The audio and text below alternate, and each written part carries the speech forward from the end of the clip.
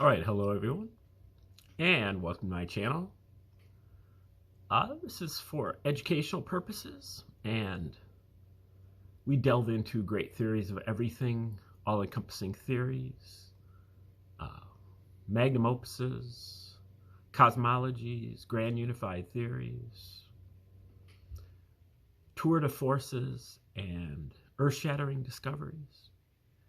And they generally emanate from obscure sources, people that you probably haven't heard of, but you wonder why you haven't heard of them once you figure out what they're talking about.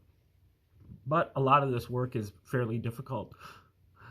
The writing can be difficult. These are researchers and people who are more creative, but maybe they aren't great writers. They also have, some handicaps because they have to describe new terminology, new language, new concepts. And so they have to kind of invent the language in some cases. And sometimes that could be clunky. And just the general subject matter when anybody's trying to talk about a kind of a full a unified theory, a theory that delves into every subject matter. It's going to be somewhat complex, but we like to honor who I consider to be the greatest grand unified theorist out there, Dewey B. Larson, and his reciprocal system of theory, which you can find about 600 videos of from me on this channel, if it's the YouTube and the BitChute at least. And we are calling this particular unit the Reciprocal Church, really named after Larson's reciprocal system. Larson unifies all fields of science, and he unifies science with religion. And so we're going to use Larson's kind of understanding of the spiritual or religious life as a foundation. But many other foundations we're trying to amass, and hopefully we try to get things that are believable, because they are verifiable, they're repeatable, they are measurable, they are logical, or at least they can be rationalized. They might not seem logical at the start, but then once you kind of grok it for a little while, then you can start to understand it. And we've gone over hardcore, long-term endurance, intense endurance. We've done a lot on ecstatic music, also dancing, and very deep meditation that will take you into exotic mental states, or states of consciousness. Also, we're going to be talking more about entheogens and sacred geometry and mathematics, and also the ancient Egyptian tree of life, which I've got about 300 videos. Those two, the reciprocal system and the tree of life, are kind of like the foundations. And then these other topics are, also foundational, but just not so many videos on each one. But we're developing this in order to prepare for the final day, when it's finally, probably won't be a single day, but over time people are going to lose their faith in the Western religions because they don't add up, and they don't withstand scrutiny of actual research. If you read the Bible and you read it with the attitude that, oh, well, everything in here is the Word of God and I'm supposed to believe it, or even that it's from an inspired human, then you're not going to ever figure this out. You can't read ancient texts as if they are, intending to be true.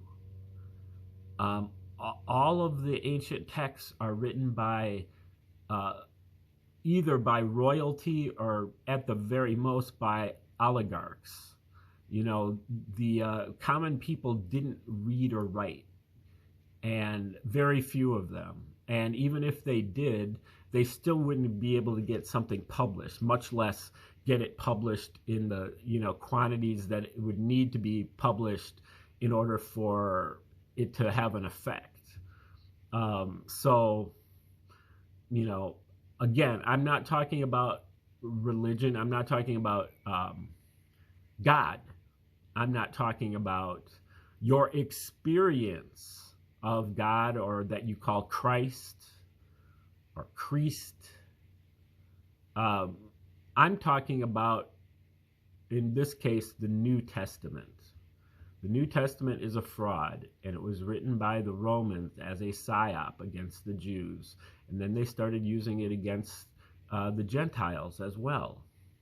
Now, it's taken us 2,000 years to figure that out. But in the meantime, it's been just a struggle.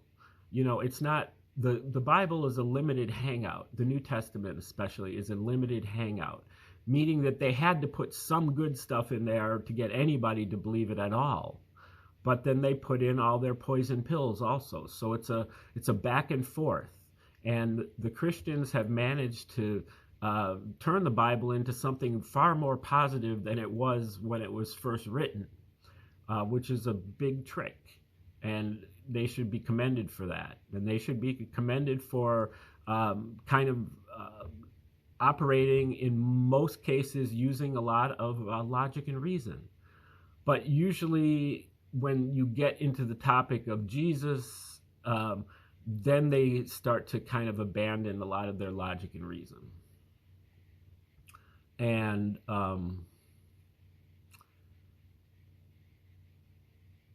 that's why, we need to kind of step back and do the deep dive on the New Testament.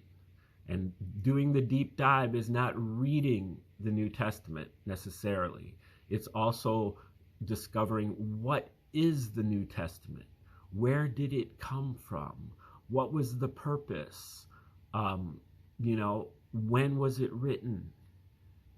And once you start doing that, it kind of collapses like a house of cards. And you begin to recognize that it couldn't have been written by anybody other than the Romans, the Caesars, and their immediate, their court historian or their court, writers or whatever. It was under the auspices of the Caesars, in particular the Flavian dynasty of 69 to 96 AD. They had just gotten done fighting a war against the Jews, where it was the biggest tragedy in all of Jewish history up until the Holocaust, so-called. And it did a lot of damage to Rome as well. And the Romans were just sick of dealing with the Jews. This wasn't the first war they had to fight against them. They were constantly rebelling, revolting, and insurrecting. And so they figured, why don't we propose a Jewish hero, eventually a savior, who believes in turning the other cheek and rendering unto Caesar, and all of those good things that Romans want you to do and to absorb into the Roman Empire. And so they wrote the Gospels that way. And if you read them, you'll discover that there's hardly, I don't know if there's a single thing in the New Testament that really, slams Rome. And there's just innumerable instances of anti-Semitic language. So that's kind of where that's coming from. The book that we're looking at today is called Christianity's Origins, a Flavian Secrecy Cult, as a Flavian Secrecy Cult. And he talks about how it's by Michael Menesgotz, Menesgotz. I don't know exactly how to pronounce that. I'm sorry if I'm getting it wrong. But this book just came out a few months ago, and so go out and get it. You can get it online. It's packed full of information. He crosses the Book of Luke with Wars of the Jews by Josephus.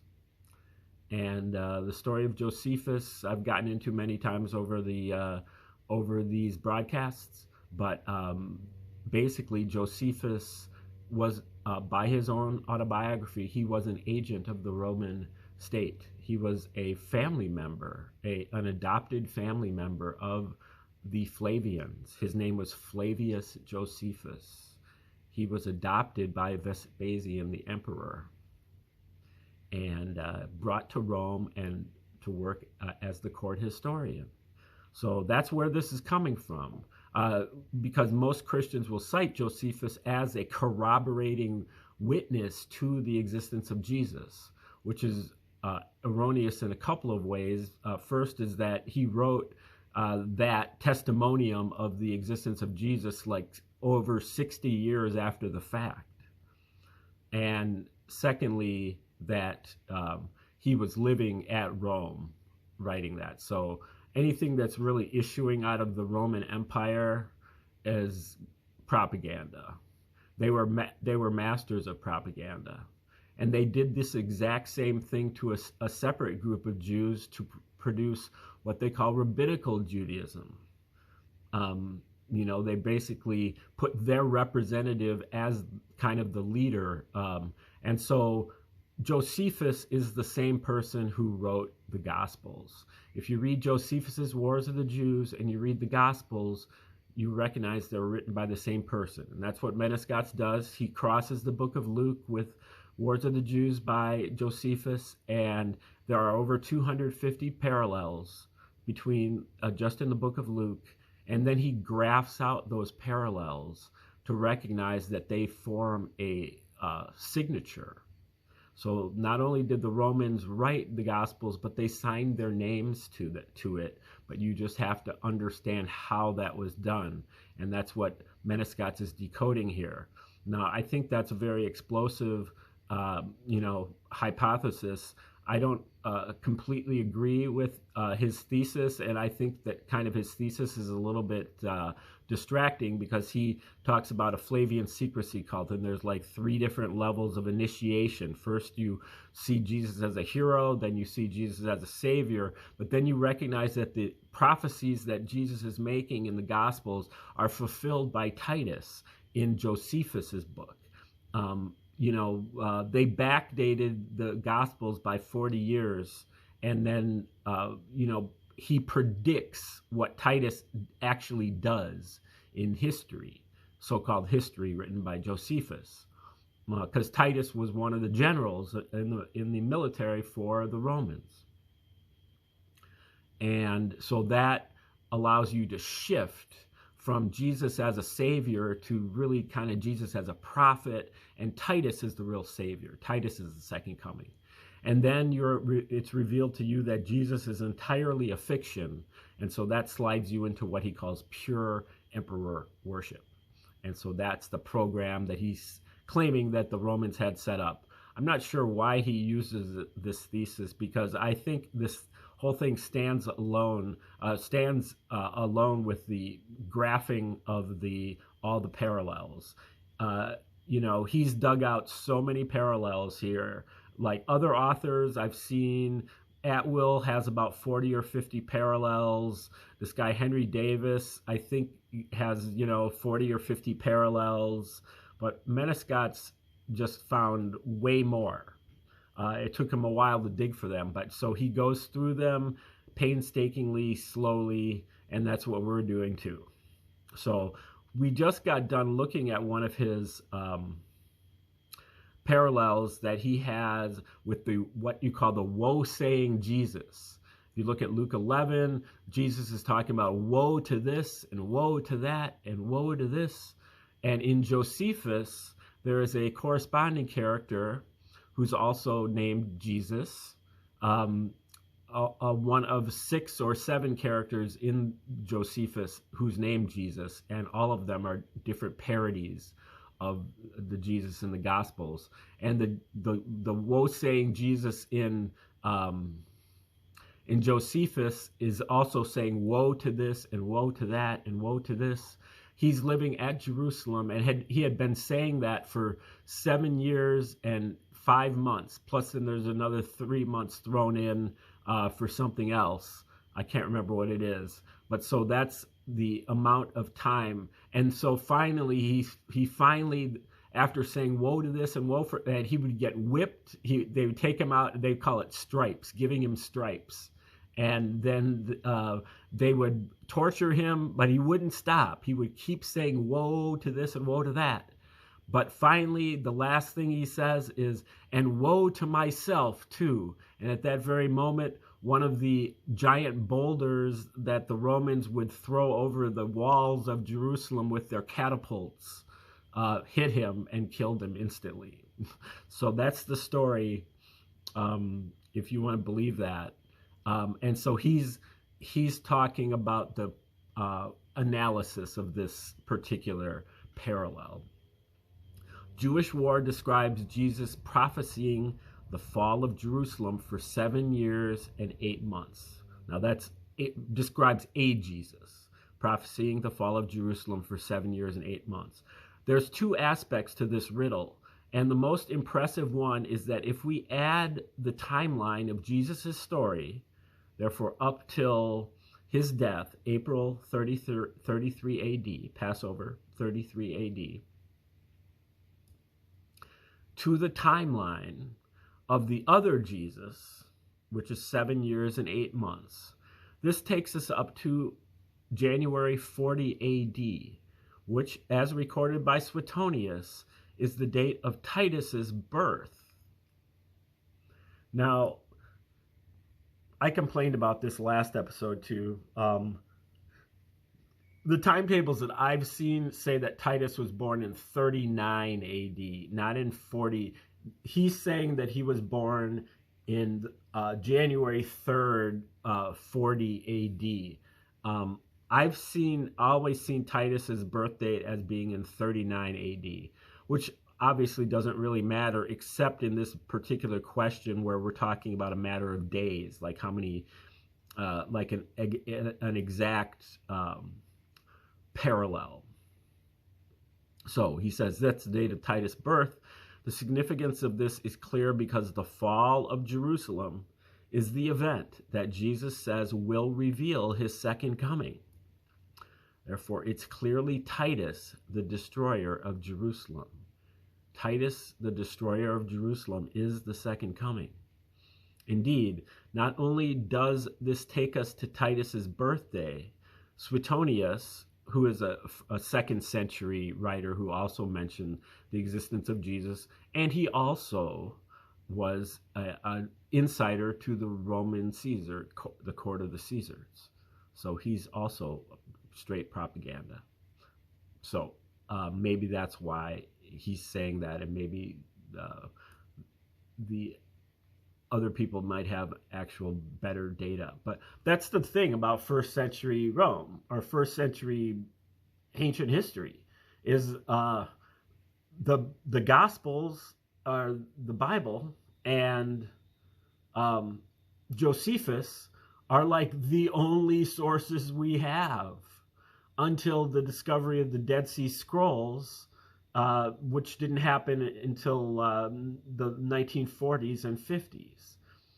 So, and the Dead Sea Scrolls, I don't know where they fit in with all this. But, you know, they are voluminous writings of the entire Old Testament, and they're in Hebrew, unlike the Gospels, which are in Greek. But they look like kind of a precursor to the Gospels because they use a lot of the same type of terminology and kind of they're messianic. They talk about the teacher of righteousness, and then they talk about the wicked priest who may or may not be the same person as the liar. And so that might have been somewhat of a template for the Romans, because they certainly had plenty of people who understood Hebrew that were living at Rome once the Herods fled Jerusalem. They went to Rome. So, as a result of the siege by Vespasian. So, Suetonius records that Titus was born on the 3rd day of the year. So when Jesus' story says repeatedly that he will rise again on the 3rd day, we can now see that it is referencing the birth date of the man they intended to reveal as Jesus' second coming. Now, that's really, now the 3rd day of the year, I don't know how the Roman calendar worked. If it started at the vernal equinox in March, he's basically assuming that it started with January 1st. And I'm not sure if that's true, but he would know better than I would, I guess. So this is illustrated below. The timeline of Jesus Christ, April 33 AD, and the duration that Jesus' prophecies, Jerusalem's fall, Jewish war, 7 years and 8 months. Yeah, this doesn't strike me as terribly convincing, but we will turn the page and go to the next one. Or actually, this is a very rich set of parallels, but he's not cashing in on it really. Okay, I've got the wrong page. I'm trying to.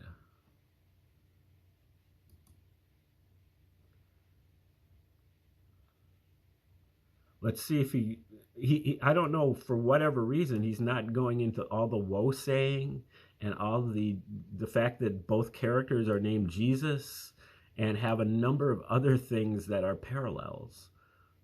Joseph Atwill goes into that a lot. Okay. Now he's going to a section that's called Why Jewish War Describes Masada as holding out 2 years longer than Jerusalem. Okay, so in the history of Josephus, he tells the Jerusalem falls at about 70 AD, and the fighting continues down south at the military fortress called Masada, and there's like a siege that happens, but the Jews hold out for a very long time, but eventually they decide that rather than surrendering to the Romans, they would all kill themselves. And so there is a big suicide pact, which Josephus actually talks about a suicide pact in Wars of the Jews also that he participated in, because according to Wars of the Jews, Josephus himself was a Jewish general in the war, and he eventually surrendered to Vespasian, the Roman, and then he defected to Rome, and he predicted that Vespasian would someday become emperor. And so when Vespasian did become emperor, he pardoned Josephus, adopted him into his family, and brought him to the Roman court. Now that is, I don't know which is less believable, the Gospels or Josephus. Both of them, I mean, they're written by the same person, but both of them are very tall tales that are expecting us to believe a whole lot of BS. That goes again. Now, if you read that in any other book besides like something that is supposed to be coveted by Western civilization, like the Bible or Josephus, if you read that in anything else, you would say, "Oh, that's mythology." This is mythology. It's not meant to be taken seriously. But for some reason, we're supposed to take all this seriously. Okay, why Jewish war describes Masada as holding out?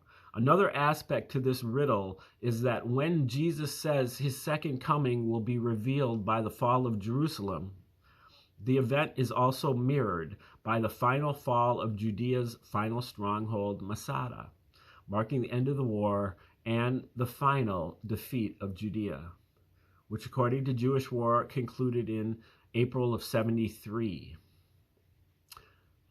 Jewish war indicates that having destroyed Jerusalem, the Romans spent 2 further years taking the sole remaining Jewish fort at Masada,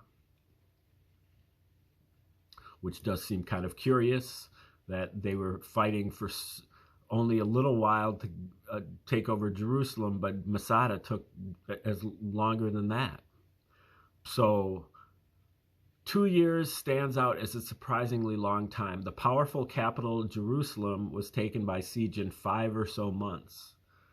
Yet Masada had a population roughly 1,000 times smaller, indeed being only 1,000 feet wide, whilst the cliffs surrounding it were steeper than those at Jerusalem. The 330-foot high western side was nothing that 5,000 Roman soldiers couldn't reach by constructing an earthen ramp. Masada lacked the catapults, manpower, and firepower that Jerusalem defended itself with. So why does Jewish war record that the Romans required 5 to 6 months to take Jerusalem and then 2 years, really longer than 2 years, to take Masada?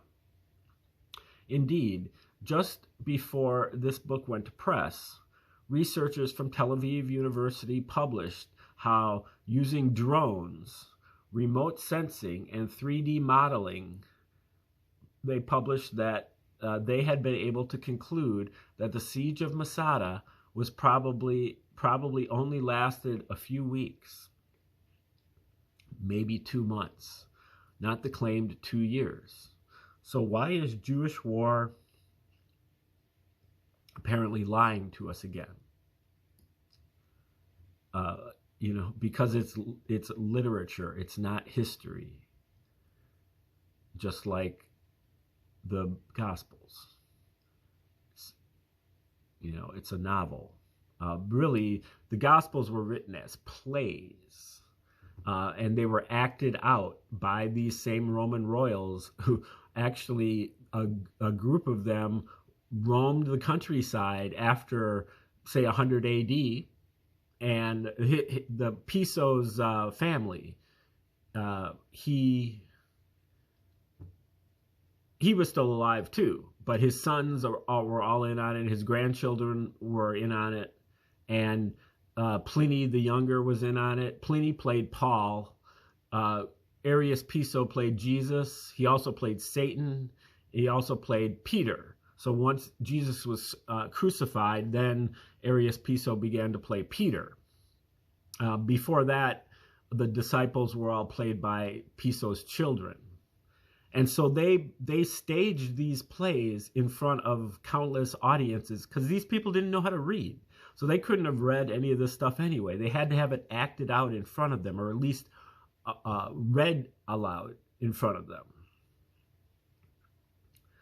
The answer appears to be that the author of Jewish War had a hidden motivation for placing the end of the war 2 years after the fall of Jerusalem.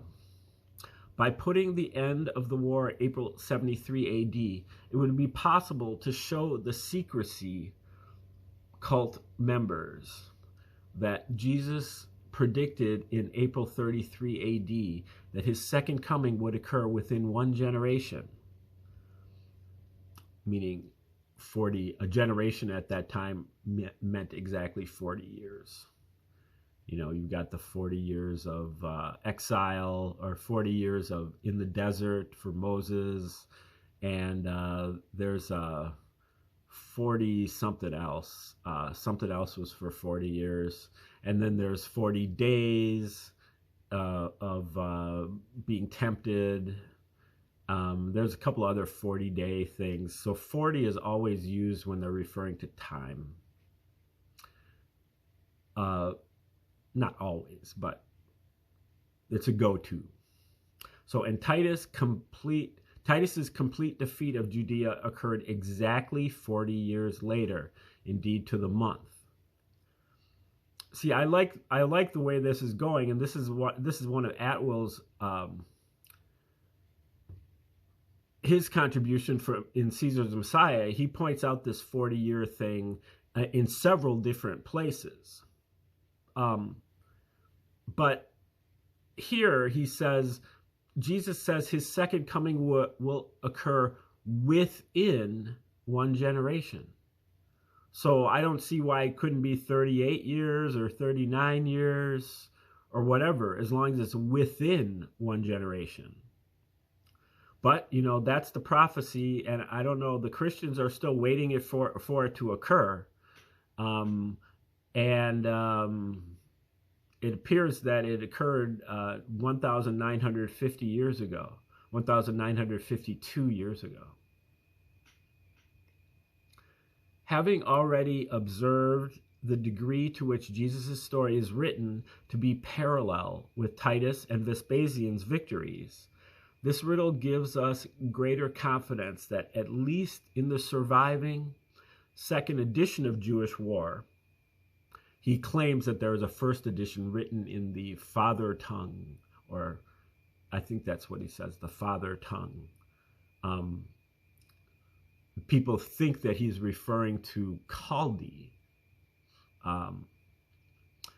but there's other interpretations that probably means Greek, because, that probably means Latin. The second version is written in Greek, because that was the tongue of Arius Piso. He says the tongue of or of his father. He says written in the father's tongue. But anyway, the author's goal was for Titus to be revealed as Jesus' second coming. So, as before, the parallels, so now he shows the chart again. All of this stuff, again, is on the right-hand side of the V. There's 5 letters that are the signature of these Romans in writing the Gospels. APTVS. And this stuff is all on the right-hand side of the V. We are out of time, so thanks for tuning in and have